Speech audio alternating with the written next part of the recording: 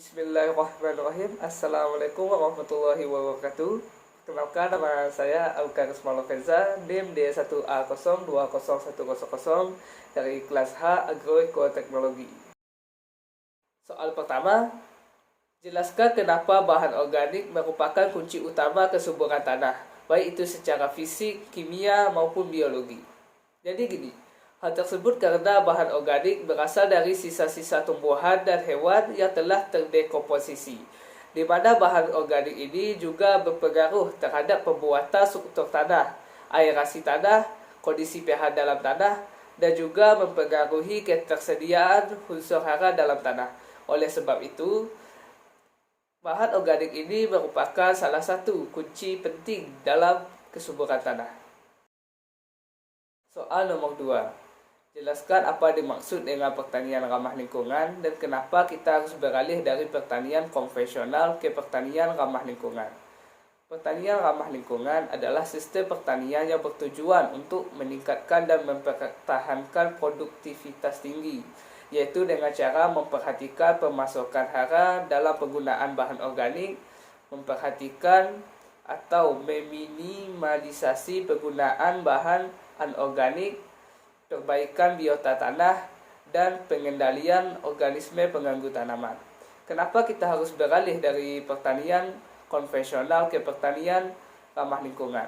Kita harus beralih karena pertanian ramah lingkungan lebih unggul dibandingkan pertanian konvensional, di mana pertanian konvensional ini lebih menggunakan bahan kimia, sedangkan pertanian ramah lingkungan ini lebih menggunakan sumber daya alam, baik itu pupuk atau lain sebagainya. Oleh sebab itu, kita harus beralih dari pertanian konvensional ke pertanian ramah lingkungan. Soal nomor 3. Jelaskan peran mikroorganisme tanah dan pertumbuhan tanaman. Berikan contohnya. Peran mikroorganisme tanah yaitu berperan dalam proses penguraian segala bentuk polutan tanah, mulai dari zat padat, zat cair maupun bahan kimia. Sedangkan peran mikroorganisme terhadap pertumbuhan tanaman yaitu berperan sebagai pembantu proses kesuburan tanaman. Contoh dari mikroorganisme ini yaitu cacing tanah, tungau, dan lain sebagainya.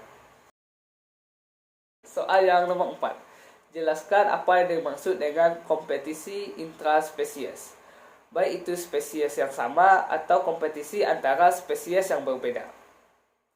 Oke, kompetisi intraspesies adalah kompetisi atau persaingan antara individu dengan spesies yang sama. Contohnya persaingan kucing untuk memperebutkan makanannya.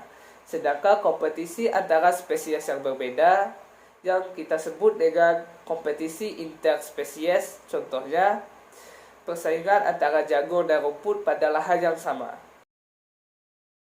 Soal nomor 5. Berilah salah satu contoh produk, baik itu produk organik, hayati, biologi, maupun produk ramah lingkungan yang berfungsi sebagai pengendalian OPT. Pada kali ini saya mengambil produk yang bernama Korak Crowd.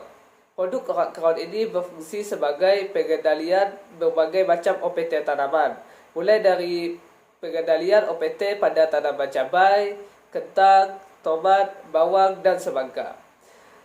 Adapun bahan dari Korak Crowd ini yaitu Profenofos 500G.